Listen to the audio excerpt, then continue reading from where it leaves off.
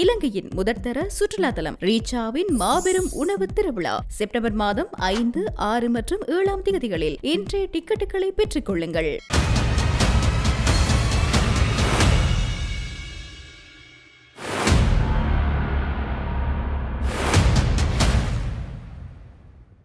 வணக்கம். மீண்டும் மற்றொரு இன்றைய பதிவு நிகழ்ச்சியினூடாக சந்தித்திருக்கின்றோம். கிளீன் ஸ்ரீலங்கா திட்டத்தினூடாக வெள்ளத்தினால் பாதிக்கப்படுகின்ற பகுதிகளில் வடிகால் அமைப்பு பணிகளும் அழகுபடுத்தும் பணிகளும் முன்னெடுக்கப்பட இருக்கின்றன. மட்டக்களப்பு மாநகர சபைக்கு உட்பட்ட நொச்சிமுனை கிராமத்தில் கடந்த கால வெள்ளப்பெருக்கு காரணமாக இருந்த வடிகால் அமைப்பு குறைபாடுகளை அந்த பகுதி மக்களின் வேண்டுகோளுக்கு இணங்க அப்பகுதிக்கான கள விஜயம் ஒன்றினை வியாழக்கிழமை பிற்பகல் மேற்கொண்டிருந்தார்.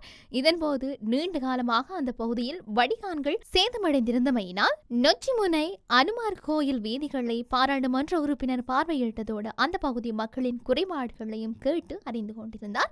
எதிர்வரும் காலங்களில் அரசாங்கத்தினால் இந்த பகுதியில் வடிகான்கள் மற்றும் அழகுபடுத்தும் பணிகளும் நன்னீர் மீன்பிடியாளர்களுக்கு வேண்டிய வசதிகளும் ஏற்படுத்தி கொடுக்கப்பட இருக்கிறதாக பாராளுமன்ற உறுப்பினர் அங்கு தெரிவித்திருந்தார். பாராளுமன்ற உறுப்பினரின் இந்த விஜயத்தின் போது தேசிய மக்கள் சக்தியின் மாநகர சபை உறுப்பினர்கள், பிரதேச அமைப்பாளர்கள், பொதுமக்கள் என்று சொல்லி அதுல நிறைய பேர் கலந்து கொண்டு இருந்தார்கள்.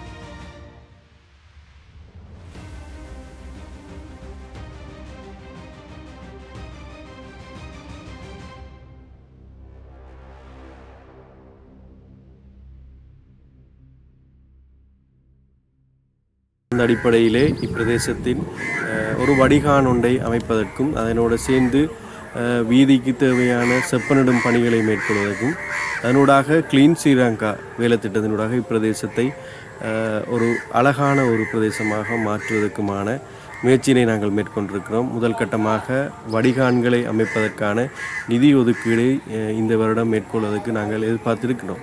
அதனை போன்று இந்த பிரதேச மக்கள நீண்டகால கோரிக்கையை நாங்கள் நிறைவு செய்வதற்கான வேலை திட்டத்தை நாங்கள் ஆரம்பித்திருக்கிறோம்.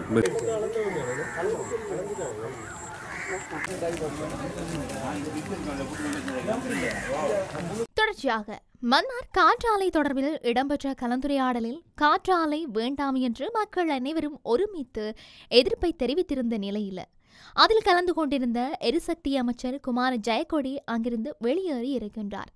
மன்னார்தீவு பகுதியில் புதிதாக அமைக்கப்பட இருக்கிற காற்றாலை மின் கோபுரங்கள் தொடர்பாக குறித்த பகுதி மக்களுடன் கலந்துரையாட எரிசக்தி அமைச்சர் பொறியியலாளர் குமார ஜெயக்கொடி தலைமையிலான குழுவினர் இன்றைய தினம் வெள்ளிக்கிழமை காலை மன்னாரிற்கு வருகை தந்திருந்தார்கள்.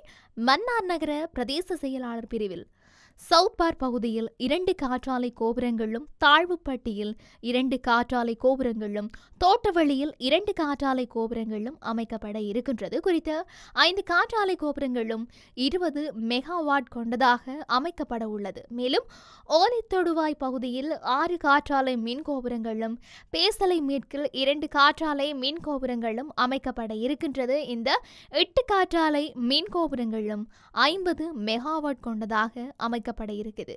இவ்வாறு இருக்க குறித்த 5 கிராமங்களிலையும் முன்னெடுக்கப்பட இருக்கிற காற்றாலை மின் கோபுரங்கள் அமைப்பது குறித்து கிராம மக்களின் கருத்துக்களை கேட்டறிய எரிசக்தி அமைச்சர் குமார ஜெயக்கொடி தலைமையிலான குழுவினர் மன்னாரிற்கு விஜயம் செய்திருந்தார்கள். இந்த நிலையில இன்றைய தினம் வெள்ளிக்கிழமை காலை 10 மணியளவில் முதலாவது கலந்துரையாடல் மன்னார், சாந்திபுரம், சவுத் பார்க் கிராமங்களை உள்ளடக்கிய சாந்திபுரம் மண்டபத்தில் இடம்பெற்றது. இதன்போது அமைச்சருடன் அதிகாரிகள் வருகை தந்திருந்தார்கள். மேலும் நாடாளுமன்ற உறுப்பினர்களான காதர் மஸ்தான், ரவிகரன், ஜெகதீஸ்வரன் ஆகியோர் கலந்து கொண்டதோடு மன்னார் மாவட்ட அரசாங்க அதிபர் கரகேஸ்வரன், உதவி அரசாங்க அதிபர் எம் பிரதீப், மன்னார் நகர பிரதேச செயலாளர் காந்தீபன், மன்னார் நகரசபையின் தவிசாளர் டேனியல் வசந்தன், அழைக்கப்பட்ட திணைக்கள பிரதிநிதிகள், கிராம மட்ட அமைப்புகளின் பிரதிநிதிகள் என்று சொல்லி பலர் கலந்து கொண்டும் இருந்தார்கள். இதன்போது அமைச்சர் உள்ளிட்ட குழுவினர் மக்களுடன் கலந்துரையாடிய போதும் மக்கள் தமது கிராமங்களுக்குள் புதிதாக அமைக்கப்பட இருக்கிற காற்றாலை மின் கோபுரங்கள் தேவையில்லை எனவும் குறித்த காற்றாலை மின் கோபுரங்களை அமைக்க தாம் எதிர்ப்பு தெரிவிப்பதாகவும் சொல்லி தெரிவித்திருந்தார்கள்.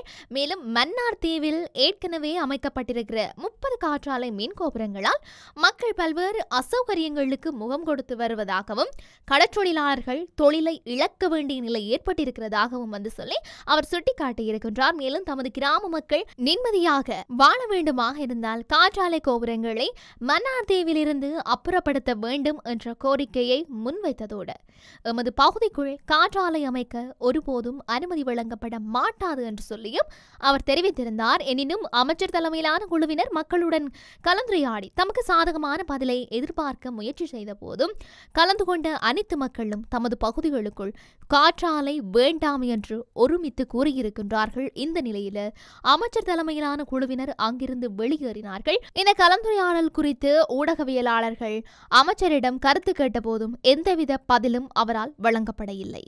இவையொருபுறம் இருக்க, இந்தோனேஷியாவிலிருந்து பாதாள உலக செயற்பாடுகளுடன் தொடர்புடையவர்கள் கைது செய்யப்பட்டு நாட்டுக்கு அழைத்து வரப்பட்டமையை சாதாரண விடயம் அல்ல என்றும் இந்த விடயம் தொடர்பில் நாமல் ராஜபக்ச ஏன் கலவரம் அடைகின்றார் என்பது எமக்கு தெரியும் என்றும் அமைச்சரவை பேச்சாளர் அமைச்சர் நலிந்த ஜெயதிச தெரிவித்திருக்கின்றார். அமைச்சரவை தீர்மானங்களை அறிவிக்கும் ஊடகவியலாளர் மாநாட்டில் இதனை தெரிவித்த அவர் மேலும் குறிப்பிடுகையில், இந்தோனேஷியாவிலிருந்து பாதாள உலக செயற்பாடுகளுடன் தொடர்புடையவர்கள் கைது செய்யப்பட்டு நாட்டுக்கு அழைத்து வரப்பட்டமையை சாதாரணமாக கருத வேண்டாம். எமது குற்றப்புலனாய்வு பிரிவினர், இருநாட்டு போலீசார், சர்வதேச போலீஸ், இந்திய புலனாய்வு பிரிவினர் உள்ளிட்ட பல தரப்பினர் அர்ப்பணிப்பான சேவைக்கமையவே இவர்கள் கைது செய்யப்பட்டிருக்கின்றார்கள். இந்த ஐவரையும் நாட்டுக்கு அழைத்து வருவதென்பது சாதாரண விடயமல்ல. இதனைவிட பாரிய குற்றங்கள் தொடர்பில் அறிந்திருப்பதால் நாமல் ராஜபக்சவுக்கு இது சாதாரண விடயமாக இருக்கலாம். எனவே இது அவர்களுக்கு சிறிய விடயமாக இருந்தாலும் நாட்டுக்கு பெரிய விடயமாகும். அடுத்த கட்ட விசாரணைகளில் வெளியாக இருக்கும் தகவல்களில் இதனுடன் தொடர்புடைய அரசியல்வாதிகள் உட்பட பலரது தகவல்களும் வெளியாகும். படிப்படியாக விசாரணைகள் முன்னெடுக்கப்பட்டு அதற்கமைய சட்டம் நடைமுறைப்படுத்தப்படும். இதன்படி விசாரணைகளுக்கு பாதிப்பு ஏற்படாத வகையில் குற்றப்புலனாய்வு திணைக்களமும் போலீசாரும் மேலதிக தகவல்களை ஊடகங்களுக்கு வழங்குவர். அத்தோடு மக்களின் பாதுகாப்பிற்காக எடுக்கப்படும் நடவடிக்கைகளை சிறிதாக எண்ண வேண்டாம் என்றும் சற்று முற்போக்காக சிந்திக்குமாறும் கேட்டுக்கொள்கின்றோம். அண்மையில் ஊடக அடையாள அட்டையை பயன்படுத்தி கொலை முயற்சி மேற்கொள்ளப்பட்டுள்ளது. எனவே சிலரது தனிப்பட்ட தகவல்களை பாதுகாக்க வேண்டியது அவசியமாகும். இந்த விடயத்தில் நாமல் எதற்காக இந்த அளவுக்கு கலவரம் அடைந்தார் என்பது நமக்கு தெரியும். அத்தோடு குற்றங்களுடன் தொடர்பற்ற எவரும் வீணாக கலவரமடைய தேவையில்லை என்று சொல்லியும் அவர் தெரிவித்திருந்தார். இப்படி இருக்க நாட்டில் இன்னும் என்னெல்லாம் நடக்கப் போகின்றது என்று சொல்லி நாங்களும் பொறுத்திருந்து பார்க்கலாம். மீண்டும் மற்றொரு பதிவினூடாக சந்திக்கலாம். வணக்கம்.